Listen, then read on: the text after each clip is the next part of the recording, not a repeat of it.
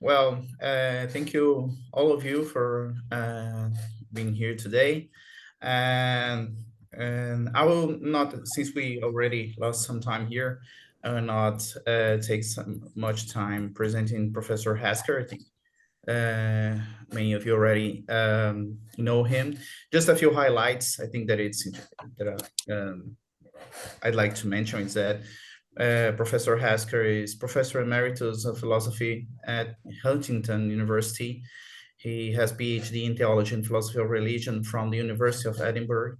He was fellow at the Center for Philosophy of Religion at the University of Notre Dame and president of the Society of Philosophy of Religion. And for most of the first decade of our present century, he was editor of the journal Faith and Philosophy. He's author of so many articles and which are really a lot to mention right now, and also wrote some books or take part in some of them, like just to name a few: Providence, Evil, and Openness of God, The Emergent Self, God, Time, and Knowledge, and of course took part on the Openness of God, a biblical challenge to the traditional understanding of God, which was a cornerstone from a brand new branch in philosophy of religion with its open theism. Well, Professor Hasker, we don't see you, Let's but I'd see. like we are. Okay. I don't know if you're able to turn on your camera, or you don't think it's. That's a good question. Let's see. Share screen, chat. There should be video button close to audio in the left corner. Oh, okay. Let's see. Got it. Okay, here we are. Great. Now we see you. Finally. Well, Yeah. I'll pass the word to Professor Hasker, and just a few reminders. You can raise your. We will have time for questions at the end of Professor Hasker's presentation. You can raise your hands using the react option. Raise hand, that it's at the bottom of your screens. There is a little heart called react, and one of the options is raise hand. Or you can also make your comments or put your questions or asked to ask a question and in the chat. Okay, there is also an option there for the chat. Okay, and well, with that all said, with no further ado, Professor Hasker, it's an honor to be here with you today, and you have the floor. Thank you very much. All right. Thank you very much. And I'll proceed with the paper. One of the most remarkable features of the world in which we live is the existence of human consciousness and human reason. Albert Einstein once said, "The eternal mystery of the world is its comprehensibility. The fact that it is comprehensible is a miracle." But for the world to be comprehensible, it must be comprehensible to something, and the comprehension Einstein celebrated occurs precisely in human minds. The fascination we find in minds capable of comprehending our universe is reflected in the never ending interest in the question of intelligent life in outer space. Furthermore, if we have a desire to understand our world, one of the main things that challenges our need to understand is precisely this understanding itself. An understanding of things, a worldview that professes to make sense of the way things are, must certainly have something to say about the presence in the world of minds that seek such understanding. This being the case, the ability of a worldview to provide a convincing explanation for human reason becomes something of a touchstone for the success and acceptability of such a worldview. And in a comparison of worldviews, a worldview that is reasonably successful in accounting for the existence and functioning of reason has a large advantage over any worldview that lacks such an explanation. This essay is devoted to what has come to be called the argument from reason, an argument which contends that a naturalistic worldview is seriously deficient in this regard and is therefore distinctly inferior to theistic worldviews. Both of these classes of worldviews are, of course, in need of clarification. For present purposes, we can understand theism as the view that there is a single conscious personal being that is the foundation of all existence and the creator of all that exists other than God. This being is perfect in power, wisdom, and goodness, and is capable of relating with finite persons. Naturalism is a family of views that hold that there is no God, and that in some sense everything that exists is part of nature. Details concerning what nature consists of differ in various naturalistic views. We shall attend to some of these differences as the discussion progresses. Before plunging into the issues concerning naturalism, we should say a little about the situation of theism with regard to an explanation of consciousness. Briefly put, theism seems to be ideally situated in this regard. God, as described by theism, clearly has all the powers needed to provide for the appearance of consciousness in the creation, whether this is brought about by the immediate creation of souls and the like, or by the provision of whatever is required for consciousness to originate through a natural process. Furthermore, there's a natural affinity between God, who is said to be a personal being, and the created persons, who are the prime examples of consciousness. This suggests that it is not only possible, but significantly probable that a universe created by God should contain conscious beings. Furthermore, the knowledge and wisdom ascribed to God may provide an important resource for created minds in their own search for knowledge and wisdom. In the Psalms, we are told, "In your light we see light," and many theists testify to this illumination as a matter of their own experience. The argument from reason, however, is not concerned primarily with the ability of theism to provide an explanation for consciousness, but rather with the difficulty experienced by naturalists as they attempt this task. For this purpose, a characterization of naturalism is required. One very widely accepted version of naturalism may be characterized by the following items. 1.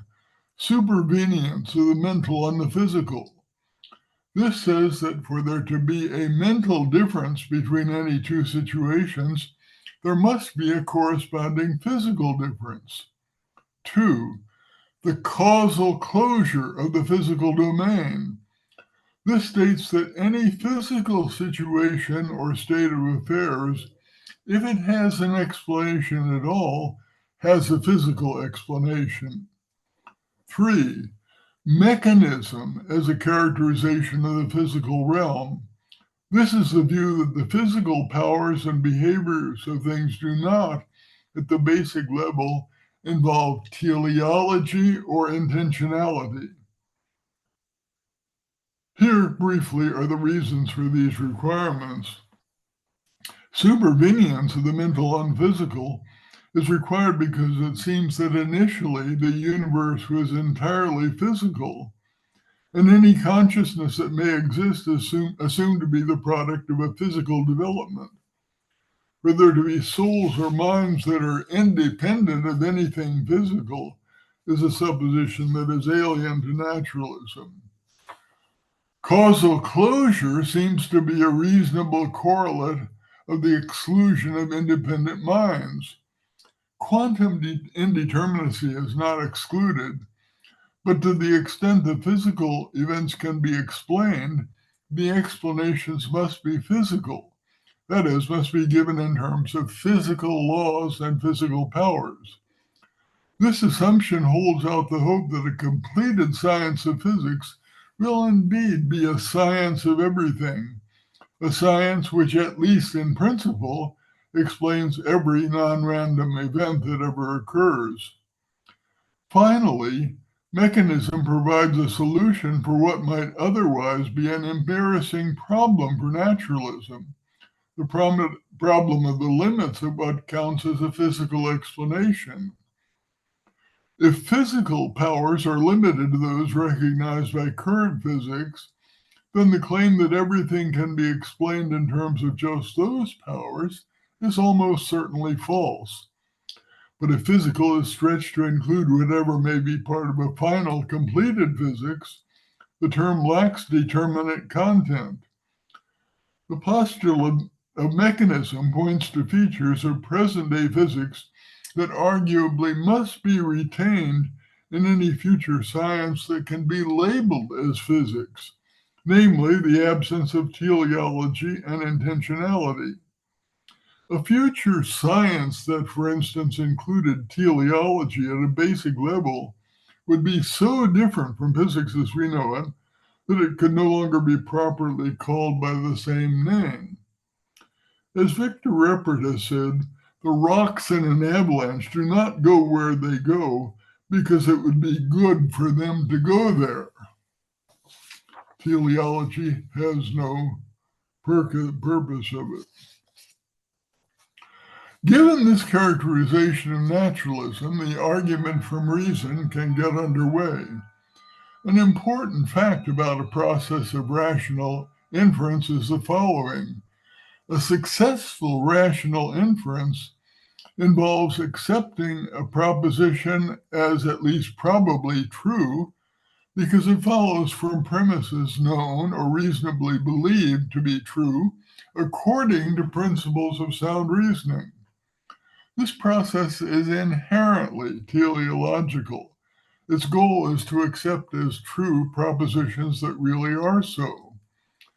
Of course, some of what is involved here may not be fully explicit in the mind of a reasoner, but if the requirements set forth are not met, if the conclusion is not accepted on the basis of premises one is warranted in affirming, premises which really do provide rational support for the conclusion, if these requirements are not met, we simply do not have a successful instance of rational inference.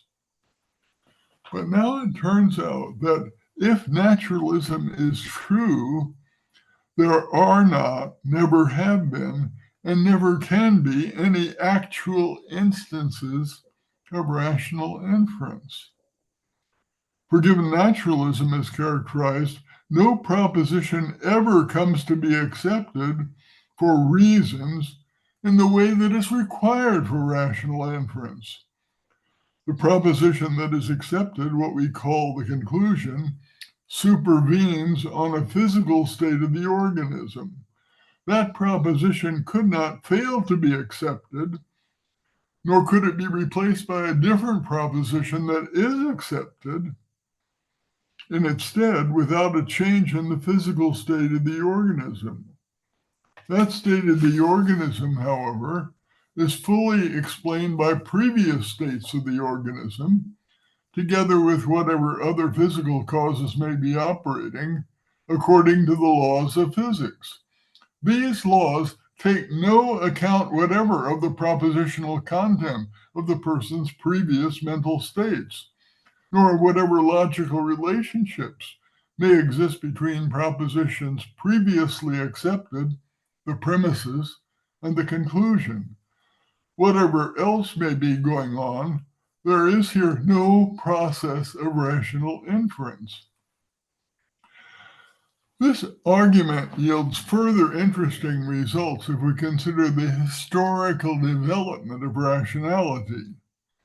In accounting for the coming into existence of rationality, naturalists rely heavily on evolutionary epistemology, a better awareness of the organism's environment, including awareness of predators and potential prey, will be conducive to survival and reproduction, and thus to evolutionary success. This advantage thus conferred will, over a vast number of generations, lead to the appearance of creatures possessing highly developed faculties of reason.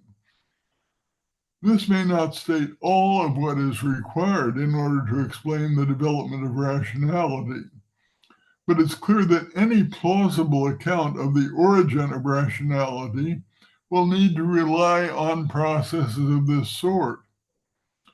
Unfortunately, however, if naturalism is characterized as true, no such processes can occur.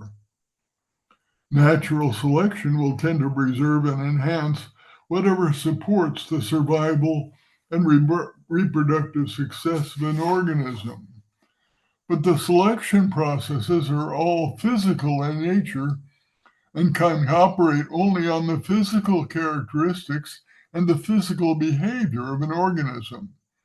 Whatever mental processes may be going on can have no effect on the physical behavior, which, like all physical features of the situation, is fully explained, according to naturalism, by the prior physical state of the system, as it develops in accordance with its inherent physical powers.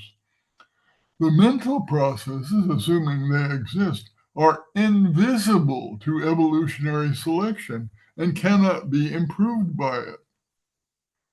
Suppose a group of primates has climbed into a tree in order to escape from a saber-toothed cat. This behavior, let us suppose, is fully explained by the effects of natural selection. Earlier primates that did not exhibit such aversive behavior did not survive to leave descendants. But whatever thoughts may be going on in the minds of these primates are entirely irrelevant. They may be thinking, it's a good idea we climbed this tree before that big cat arrived. Or they may think, I wonder if the bananas will be ripening soon. Whatever the thoughts are, they make no difference to behavior and survival, so they cannot be improved by evolutionary selection. But if not that, no other explanation seems to be available. This, I believe, is an extremely powerful argument against naturalism. And if some of you doubt that, I hope we'll have a chance to discuss it further later on. We ought to find it surprising that naturalists have devoted so little effort to countering it. There are, however, two attempted replies that should be mentioned. One reply occurs to double causation, that is, in effect, to causal overdetermination. The behavior which, by hypothesis, has a complete physical explanation may at the same time also be caused by mental events, which therefore do play a causal role in the organism's behavior. This move fails, however, without our needing to go into the problems involved in overdetermination or causal exclusion. We know very securely on the basis of experience that brain functioning that follows the laws of physics does not in general coincide with the principles of good reasoning. Philosophy teachers, like many of you, know this especially well if they have ever taught classes in introductory logic. There are a lot of brains following the laws of physics that don't put out logically helpful results. So if a person's mental states always occur as a consequence of the operation of physical powers acting according to physical laws, those mental states cannot reliably follow the rules of rational inference as required for a successful process of logical inference. A second attempt to evade the argument of reason appeals to the doctrine of token identity between mental events and physical events. If a mental event is identical with a physical event, then the mental event, in virtue of its being also a physical event, is causally relevant after all, and the argument from reason will not apply. Unfortunately, there's a clear and decisive answer to this evasion. We have, by hypothesis, a single event occurring in someone's brain. It cannot be denied, however, that this one event has two different aspects. There's a physical aspect of the event, which is describable in ways afforded by the physical sciences. But the event also has a mental aspect or mental content. There's something it is like to have that event occurring within one. But for all the reasons already enumerated, only the physical aspect of the event has an effect on subsequent developments. Whether the event embodies good reasoning or poor reasoning or no reasoning at all has no bearing on what happens next. It has no bearing on whether or not the organism passes the test of natural selection. As has been noted, naturalists in general have not put a great deal of effort into finding answers to the argument from reason. The remainder of this paper, however, will be devoted to considering the efforts of one naturalist who does make serious efforts in this direction, namely Graham Oppy. In Oppy's article devoted to the argument from reason, he appeals to various devices in order to counter different versions of the argument. However, the decisive move comes when he makes what he admits to be a controversial observation, that evolutionary naturalists who do not go in for eliminativism about the mental can be perfectly comfortable, he says, with the idea that something like representational content plays an important role in evolutionary explanations of the development of increasingly complex neurosystems in biological organisms. He also states, I'm happy to join Hasker in rejecting reductive physicalism. While the study of some kinds of causal processes is the proper preserve of physics, there are other kinds of causal processes whose study is the proper preserve as chemistry, biology, and so forth.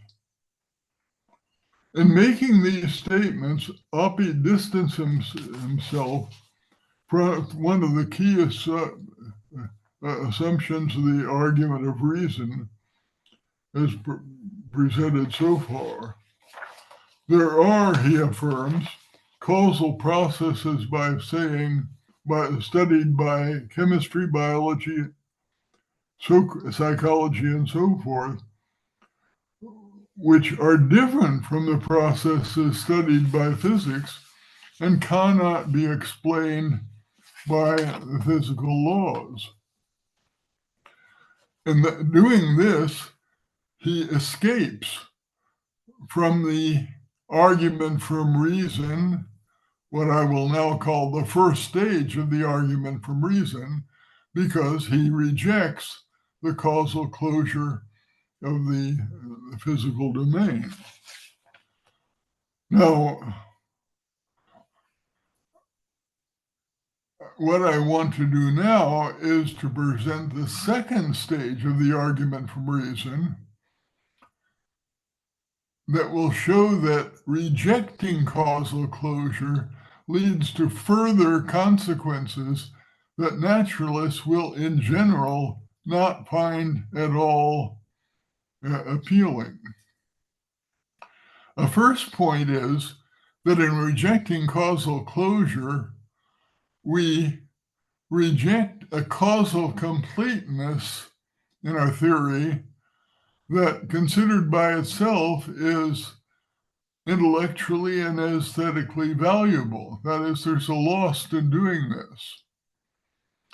The idea that in setting out the formulas of microphysics, we have in principle given a full account of the causal processes in the real world has an undeniable appeal even if it must be acknowledged that the completion of this project remains in the future, though some think not in the very distant future.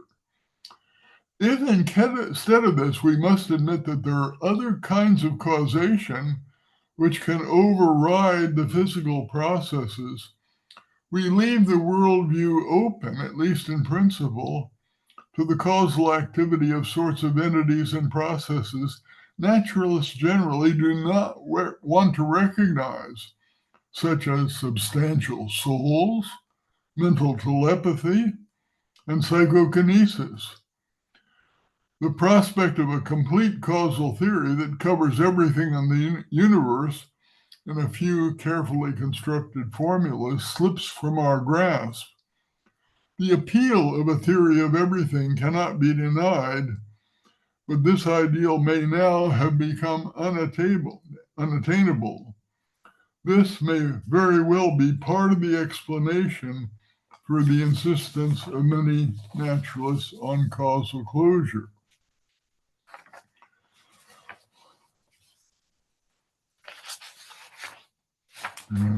Sorry. Excuse me.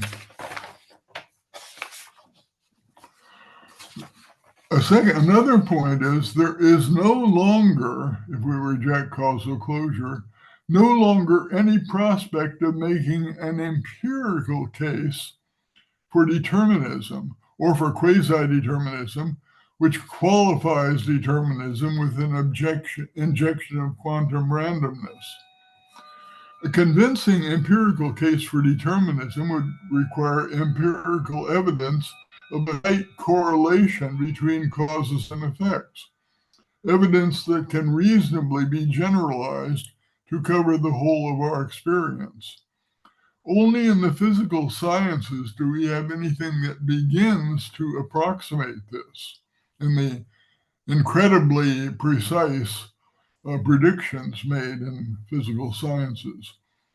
But giving up causal closure, we are no longer in a position to claim that physical determinism is universally effective, and nothing else seems to be available to replace it in providing empirical evidence for determinism.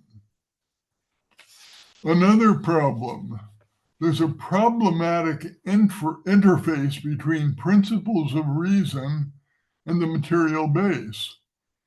Here I'm pointing to a subtle and difficult problem that has not, so far as I know, been previously noted. At least I'm not aware of it.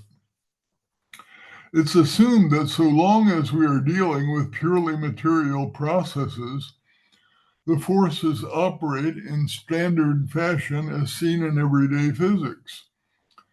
The operation of these forces manifests itself in an input-output function for material things, particles, atoms, molecules, and so on, involved in the processes. For a given input, there is a corresponding output, or alternatively, a range of possible outputs correlated with a probability distribution. However, we are now told that under certain circumstances, the standard physical laws of nature can be superseded in their operation by principles of reason. For instance, the principles that direct one to draw the proper conclusion from a modus ponens argument. But these principles of reason have a radically different form from the laws of physics. They take as inputs not physical configurations of brain matter, but beliefs in certain propositions. And their outputs are also beliefs and propositions. But here's the question. How do we conceive of the relationship between these principles of reason and physical particles and so on, of which the brain is composed? Do the principles of reason include or entail a complete array of the possible input-output scenarios? Recall that the input consists of believed propositions, of which there are indefinitely many possibilities. Furthermore, each such proposition can be expressed in indefinitely many different languages, and in many different ways in each language.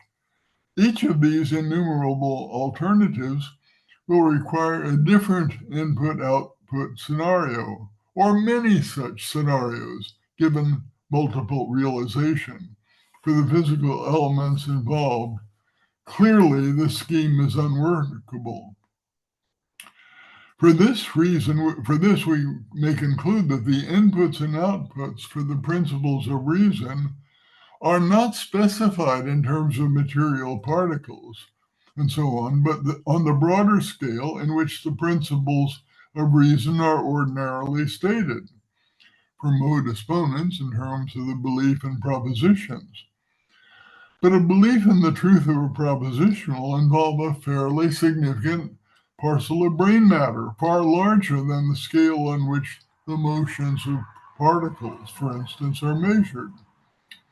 What is required is that this larger parcel of brain matter, functioning somehow as a whole, shall be responsive to circumstances that are radically unlike the physical antecedents referenced in the laws governing the constituent particles, and shall deliver as an outcome belief in other propositions, even when such belief is not the result that would be given by the laws of nature operating on the physical situation. By this time, it's hoped that the reader, you will understand the reference to a problematic interface between the principles of reason and the material base. It's as though one were attempting to describe a precise interface between an automobile transmission and a poem. One has no idea even how to begin carrying out such a project. Nevertheless, something of this sort must actually exist. We do, in fact, carry out processes of reasoning, and these processes do, in fact, we must assume, interact with our brain states. At this point, we might want to consider a further idea, which is, if anything, even more repugnant to naturalism, namely substance dualism. But we will set that aside for now. A final problem, we have the problem of accounting for the existence of the alternate set or sets of powers. These are the powers which, under some circumstances, go into effect and have results different from those that would issue from the operation of the physical powers, results that include, but may not be limited to, the mental activities of some creatures. Why, we might ask, wasn't the universe content to carry on with just those physical powers and let the mental powers go? As we are seeing, the mental powers create all sorts of puzzles for inquiring philosophers. To be sure, without the mental powers, there wouldn't be any inquiring philosophers. But what of that? For naturalists, the universe does not care at all about there being philosophers or about any other sorts of beings that might or might not be included within it. It's clear that at this point we're on the verge of something similar to the justly famous fine-tuning argument. That argument is based on the fine-tuning in which various physical contents have very precise values which seem to be necessary to make possible the existence of biological life. This fine-tuning, the argument claims, is evidence for the existence of a being that has established those values for precisely that purpose. There's been an enormous discussion of this argument, which we cannot attempt even to summarize at this point. But it does seem that we are now working along the same lines.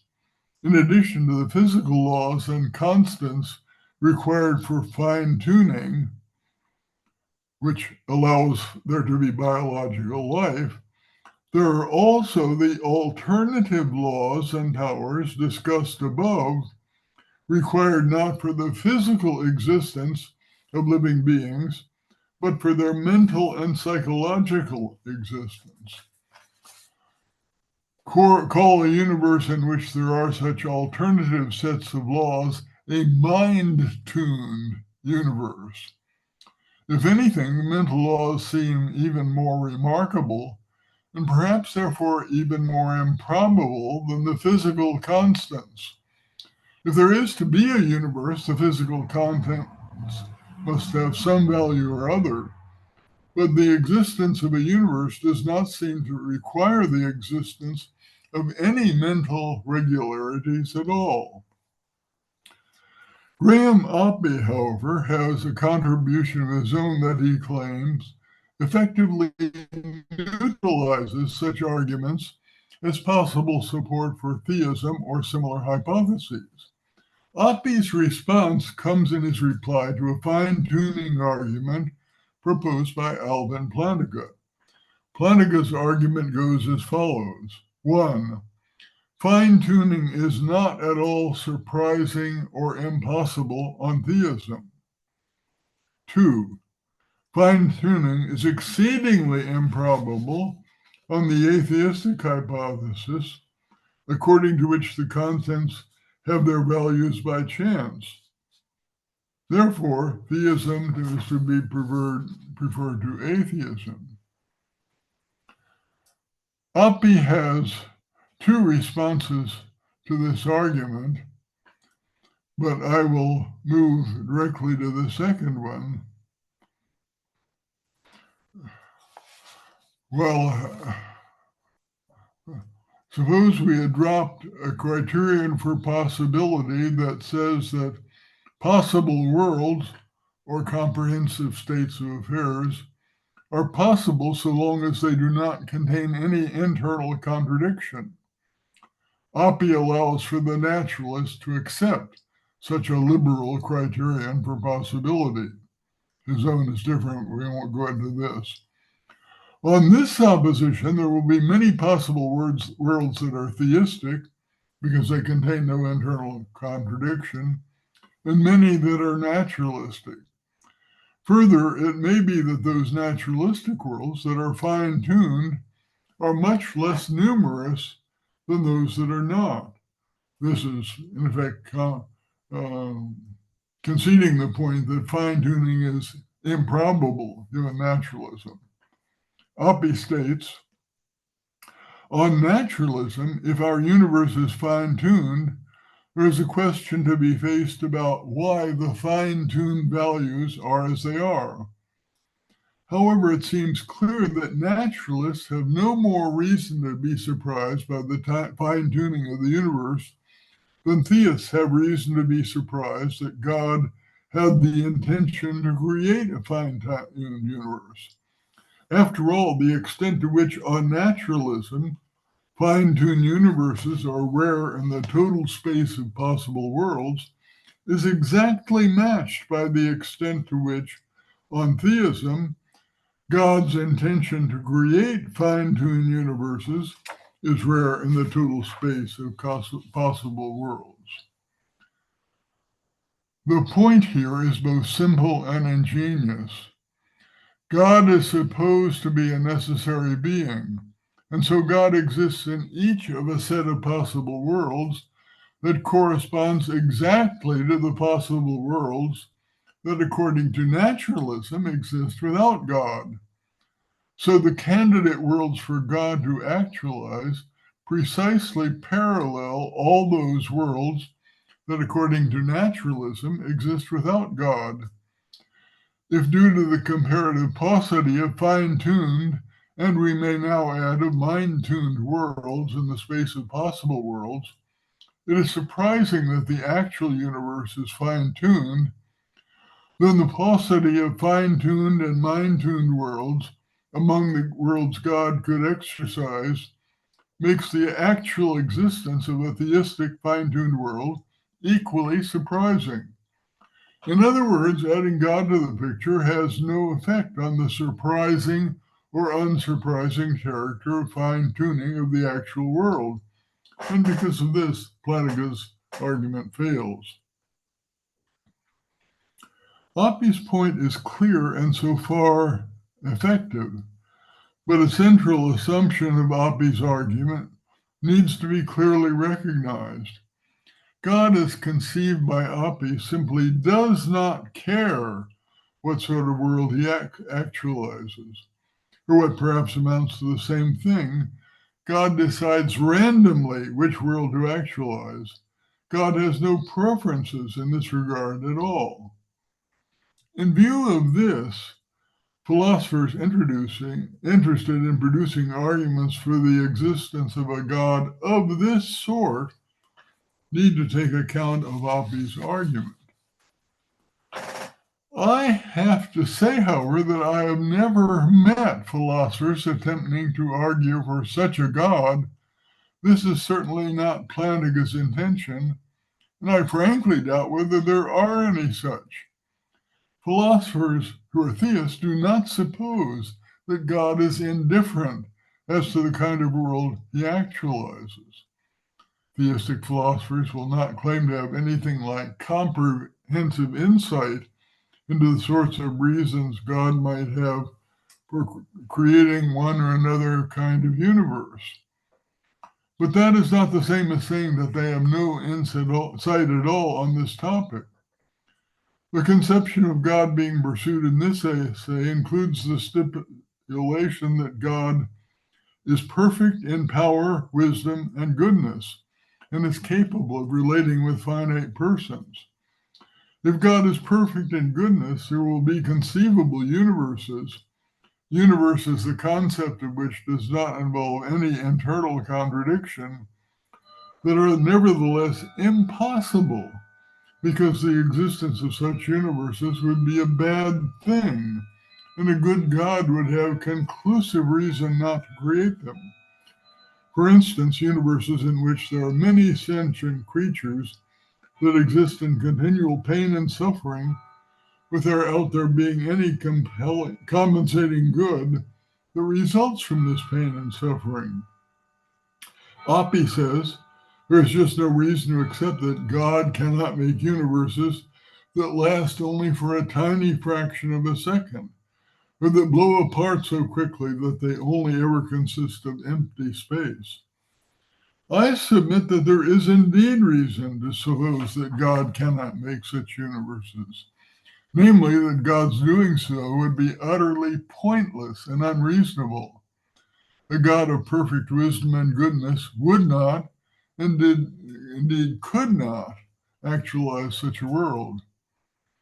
A further point, if, as our definition states, God is capable of relating with finite persons, this suggests the possibility, indeed the probability, that God might have an affirmative desire to do this. If God does have such a desire and chooses to act on this desire, this would entail God's deciding to create some fine-tuned and mind-tuned universe. To be sure, there might be reasons against God's deciding to create finite persons. Perhaps such persons with a tendency to misuse their God-given free will, and thus to compromise the excellence of universes in which they exist, are not automatically a benefit to a creatable universe. Still, these considerations would seem to make it reasonable to assign a significant probability to God's creating a universe in which there are finite persons, and thus a universe that is both fine-tuned and mind-tuned. It's unrealistic to assume that we can come anywhere close to assigning accurate numerical values to the various probabilities involved. Nevertheless, a few very speculative numbers may help us to focus our minds on the issues. Suppose we hypothesize that in view of God's potential interest in interacting with finite persons, the antecedent probability of God's creating a universe that is fine-tuned and mind-tuned is on the order of 1 in 10.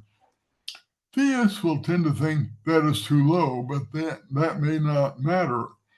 It would, however, take serious argument to convince us that the estimate is too high. On the other hand, the probability of a fine-tuned universe emerging purely by chance might be on the order of 1 in 10,000. That estimate is likely too high in view of the multiple values needing to be fine-tuned and the sensitivity of the fine-tuning required. But again, that may not matter. It's hard even to guess about the likelihood for a universe that is fine-tuned to be also mind-tuned, but set that number conservatively at 1 in 10. The interesting result is that a universe that is both fine-tuned and mind-tuned is 10,000 times more likely on theism than on naturalism. Oppy's argument that fine-tuning has no force as an argument for theism is not a success. Here, then, is the upshot of Oppy's efforts to avoid the anti-naturalistic import of the argument from reason. In giving up physical causal closure, he must abandon the causal unity and completeness that are provided by standard naturalist positions. He's forced to acknowledge causal interaction between mental and physical causes, and to abandon the hope of compelling scientific evidence for determinism. He faces the difficult problem of conceptualizing an interface between mental or rational processes and the physical mechanism of the brain.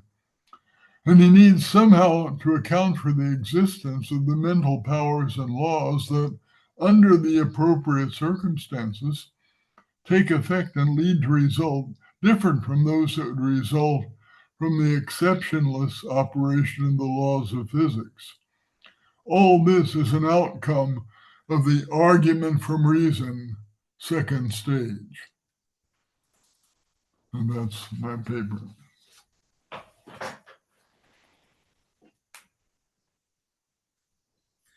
Well, thank you very much, Professor. It was really interesting. Do we have already? I didn't see any hands being raised. Okay, we have one here. Professor Ivan Fallis, have the floor. Yeah, thank you for that very interesting and, I must say, nicely structured argument. I have sort of a two-pronged comment about it. One prong is, and there's no time to go into detail, but one prong is to challenge sort of the first half of the argument on a couple of counts. One is you make the claim that there is no plausible evolutionary account of how natural selection would properly pick reasons-sensitive responses, behavioral responses to the environment. I deny that and have argued for that, and that's in Jim Bilby's Responses to Planning. So I'm not at all convinced of that. The other aspect of that I'm not persuaded by is that there can't be any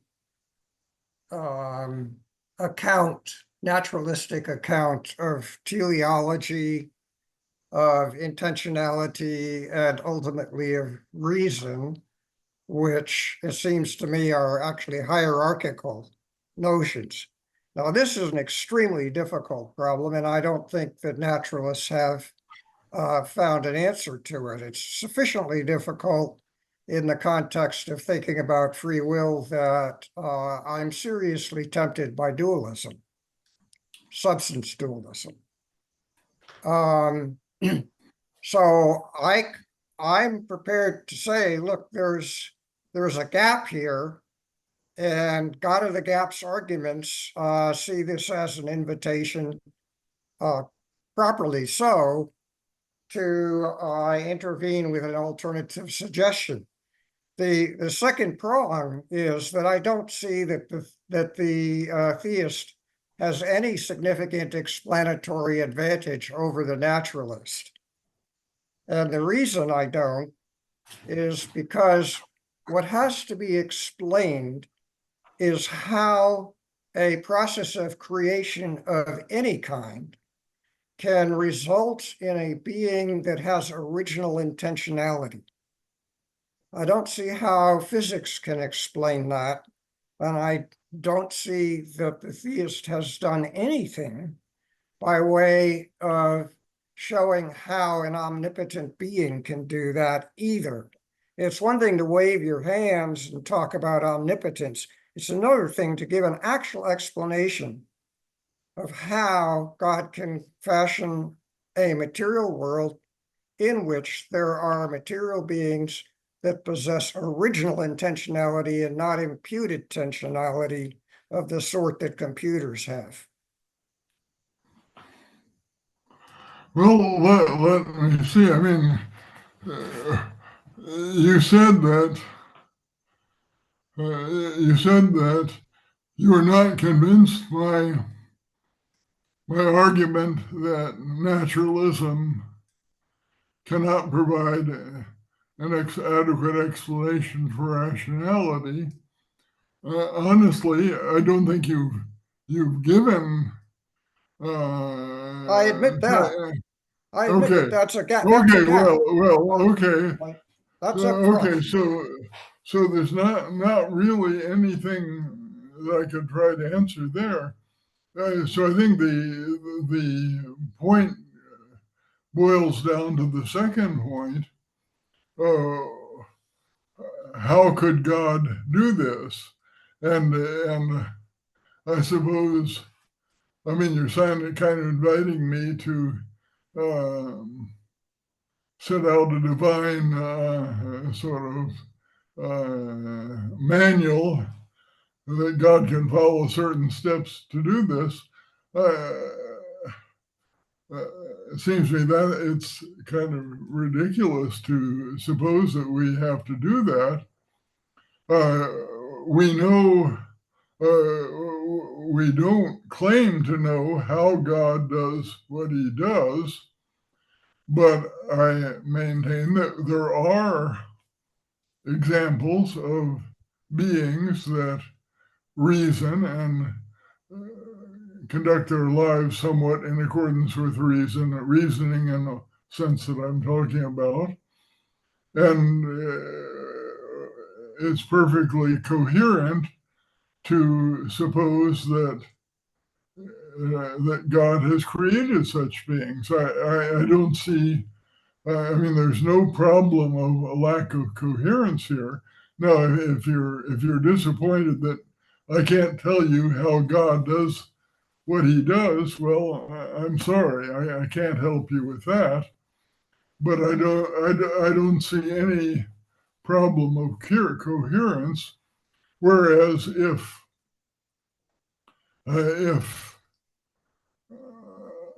naturalism is taken to be what I describe it to be, there is a problem of coherence between the claim that we are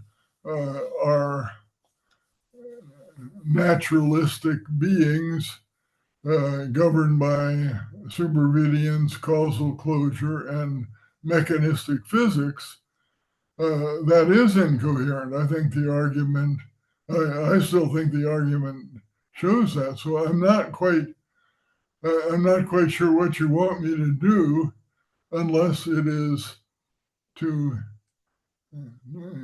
give you a few pages of God's instruction manual as he creates rational beings. But I certainly can't do that. Yeah, so I'm saying that we're on exactly the same footing here. I didn't go into the details in the first prong of my point, but the upshot of that is not that naturalism has an explanation. It lacks one, but I would challenge the claim of incoherence. And it seems to me there's a parallel claim of incoherence on the part of the theist. So as far as I'm concerned, it's a completely open question, and we're on a par. Well, I don't think you've shown any incoherence in the theistic view, and I think I have shown an incoherence. You've had more time to do so, but I'm telling you that there is literature that suggests to the contrary. Well, okay, I'm not going to take on answering the literature that may or may not solve the problem. There's nothing for me to answer here that I can see. Seriously, I mean, I'm not trying to put you down. I'm just saying. I know. Okay. I'm being equally serious. There's literature that suggests that there are paths that need to be further pushed. Well, there certainly needs to be more discussion of this. On the whole, I did consider two of the most popular arguments to the extent that naturalists address this at all, and I think I showed that they can't succeed. But if there are other good explanations, I'm certainly wanting to entertain them. Largely, I think this issue is just ignored, and it hasn't been ignored. Well, maybe you should send me one of your papers, and I'll be happy to do that. Okay, do you have my email? Sure. It's whaskers@huntington.edu. So send me your paper, and I'll be glad to continue the discussion with you. I'll leave your email here, so that will be easier. Well, I think that we can move on. Thank you, Professor Fallis, for your question. Now we have Professor Jerry Chandler. Professor Chandler, you have the floor. Please unmute your microphone there. So, thank you very much. Your carefully crafted arguments were well appreciated here from the perspective of what I would say molecular biology in the context of the sources of human reasoning and the reasoning about science. My concern actually would be to push in the direction of what you might mean by fine-tuning within the naturalism, and what that might do with or have to do with the if you would, physical constants versus logical constants versus chemical constants. And it is this notion of differentiation of the forms of constants that are involved in human reasoning that is the concern that I wish to express. And I would point out then as a starting argument the notion or the distinction between Aristotelian causalities, and particularly the distinction between efficient causality, which is widely promoted by the physical community, as opposed to the material causality, which grounds chemical logic and chemical constants, that is, the chemical constants of the atomic numbers, and correspondingly the operations on these chemical constants, which are specific for the human reasoning about chemistry and biology. And within that context, is your description of naturalism, which seems to reside on a particular perspective, or peculiar perspective, I would say, of physical laws. Now, the origins of physical laws within the context of the inverse square laws are intrinsically inconsistent with one another, in that the same mathematics is used for Coulomb's law as with Newton's law. And so this inconsistency between the mathematics of Newton's law and Coulomb's law with respect to natural systems is the distinction that I wish to call to your attention in your views of naturalism. And I would question whether your view of naturalism in this context is adequate to approach the entire questions of religion, at least in my view of, say, a viewpoint of someone like Teilhard de Chardin. And to be more specific in what I would like to address is the distinction here in the nature of causality, and that in the physical world, that is, the arguments put forward by mathematical physicists, in which you seem to address, those are always in terms of the description of causality in mathematical terms. Well, in the chemical world, the notion of causality is related directly to the ascription of properties and attributes of the material world in formulating the chemical constants. And so I don't know if this is any help to your sources of your argument, but I find personally here a lot of tensions between the sorts of conclusions you wish to draw about naturalism and its relationships to religious beliefs. Thank you. You know, it's a little bit difficult to know where to go from here. You referred to Teilhard, and I will certainly applaud him. Of course, he's a physicist, and his view of the world is shot through with primitive intentionality, and so I don't see him as posing any kind of threat.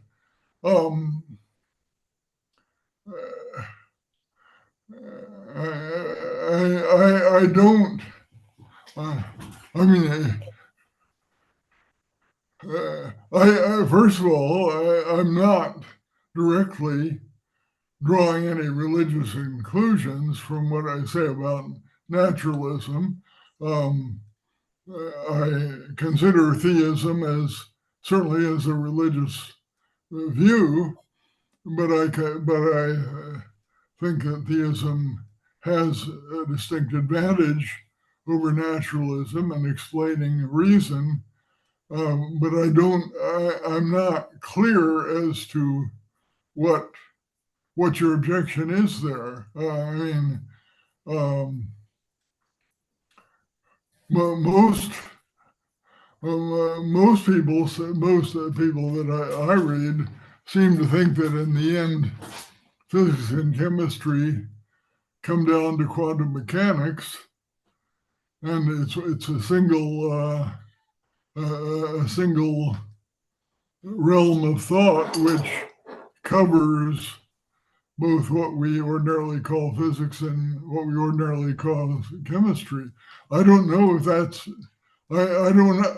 I'm sorry. I guess what I have to say is I'm not sure what you are objecting to in my argument. So I don't know how to. Yeah. So that, yeah, you come down to the critical issue there. That is chemistry distinct from physics or not? And in what sense is it distinct? And my argument was that the chemical constants are fundamentally different from the mathematical constants in which physics is based. And that so when you mention quantum mechanics is totally in the imagination of mathematical physics, in the sense that it is derived from atoms, from the notion of atomicity, or even more remotely, purely from the notion of motion, in motion itself, as opposed to the table of elements as being the grounding source of naturalism. That is, the sort of naturalism you reach by retroduction from the whole into parts, as opposed to the construction of the whole from parts, which is the efforts of quantum mechanics. Well, I mean, obviously, I have not given an adequate overview, if you like, of fundamental physics and so on and so forth. I just haven't been attempting to do that. But what I don't see is how any of this, I mean, I'm viewing a simplified and abstract concept of science, but I fail to see how any of this is going to affect my argument. I mean, are you saying that the laws of chemistry involve teleology and intentionality at a basic level? I don't think you would want to say that. But if that's not the case, then you missed what the am I argument supposed in to regard answer? to description. No, I'm not saying. In fact, if the point of view that I am expressing comes from the notion that the table of elements, the table of chemical elements, which grounds chemical reasoning, chemical logic, is a description of matter. It's not a description of laws. Well, if it's not a description That's a of very law, different part of naturalism. if it doesn't involve laws, I don't see how you can make predictions from it. And I don't see. Prediction is based on the reproduction of previous experiences or extension of previous experiences. So chemistry is a laboratory science. You have control of the situations and the circumstances of the experiment, and you use that to build up a system of logic, a system of numbers, a system of relationships, a system of changes, a system of emergence, if you would. That's the nature of chemical experimentation. And what is the bearing of this on my argument against naturalism as an explanation for the existence of rational beings? That's what I don't see, I guess. My concern is not the overall argument, but the specific view of naturalism which you propose to describe as being based in physics, and the the description between efficient causality versus material causality, which is Desjardins' argument, by the way. Okay, well, we could discuss this, but I don't see how it really is going to bear on my argument, frankly. Okay. Thank you. I'll stop. Thank you. I'll read your papers and stop here. All right. Thank you very much anyway, even if I haven't been able to respond very helpfully. Well, I can see more raised hands right now or questions in the meeting chat. In that case, I'll make a question myself, Professor. One thing that always puzzled me, and it's a very quick and question, and it's a little broader. I'm taking a little bit out of the center here, and because I think that you have a very strong argument on AFR, but before you also defended emergent dualism, okay? And one thing that I was saying it always puzzled me because I like very much both defenses and I think they are strong, but I have this feeling that sometimes they clash. They I don't know, because if you can defend on emergent dualism that the body, the physical body itself, from that can come the soul itself. So why not the same body that produces a soul can produce reasoning itself? Even because I think that the reason is something that comes not just from the mind, but also from the soul, unless you think otherwise. So I really would love to take the opportunity to ask you to enlighten that that issue that I have on my research, and to hear from you how to reconcile both arguments. Well, how do I explain the emergence of the soul, or this?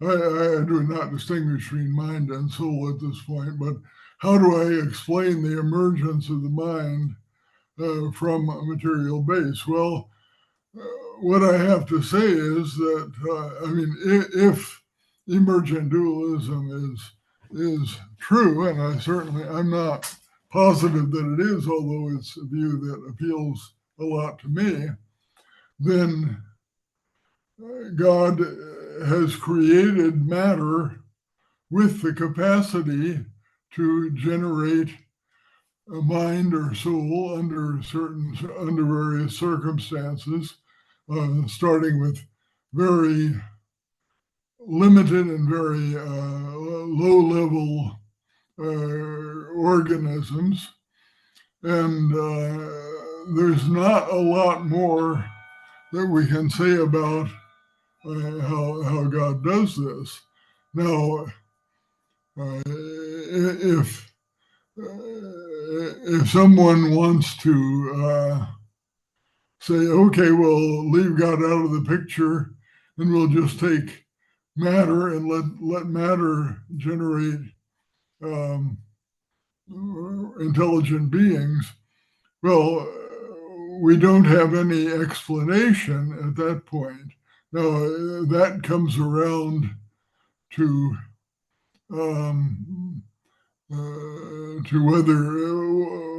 whether God can provide a good explanation. What is in a worldview?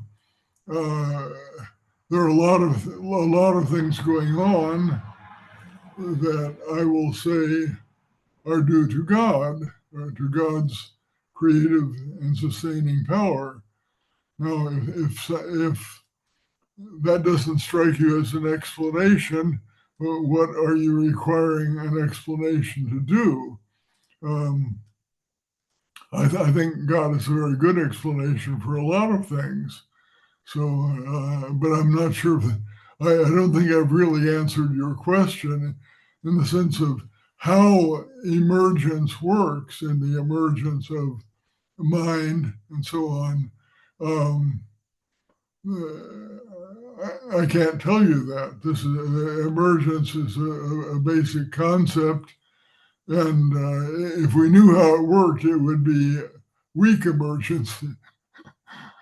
But I don't think I'm adding anything to that. So by pursuing this, so. Oh, it already helped. And also we have Wiesna Mond. I hope that I pronounced your name correctly. Has also some something to say about on the same question. Wiesna, you like to talk yourself, or can I just reproduce what you ask in the chat? I don't know. Do you have it? Can you put the question on the screen, or how do you want to do it?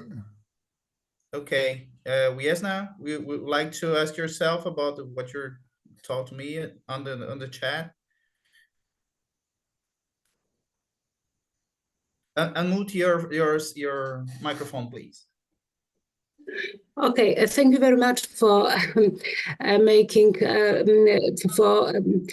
inspiring this comment, because I think that the issue of emergence of mind is something from the body, is something that overlooks the fact that there is a concept of thinking body, which is a monistic concept of the relationship between soul or mind and the flesh. And I think that there is a lot of evidence proving that the spiritual dimension of the human beings is a constant factor of humanity. And when we study archaeological data, when we coming from 1,000 years before Christ was born, there is something that we share with them, and we think that to be human is a constant factor that was that entered this world from the very beginning of the humanity. And I reacted because I think that just to overcome the threat of dualism in this thinking, because I think that the body is spiritual, and that the body is it is a thinking body, is a feeling body, and to arrive at this state is to be an integrated person, is a concept of how we are capable, or how we try to overcome the dualism in our life and in our perception. It's a question of something which is probably a challenge for us to become more human every stage of our life. So my question, just to conclude my remark, I would like to ask Professor Hasker if he ever thought about the concept of thinking body as description of being a real human, which overcomes the dualism, of course. Well,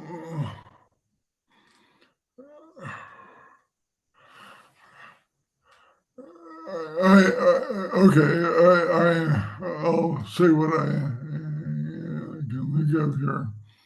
I do believe that our thinking mind emerges from the functioning of the body and the brain and nervous system. So in a sense, you would say it's the body, it's the whole human being that thinks. Now, there's a lot of thinking that we can do, and we do, in fact, do, that as far as we can see, animals are not able to do. Our souls, if you like, are more capable of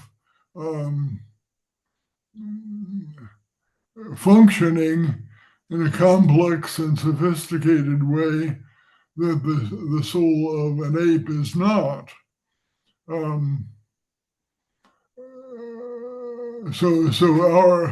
I think that has to do with the fact that our brains are structured in a certain way that enables us to think in the ways that other animals cannot.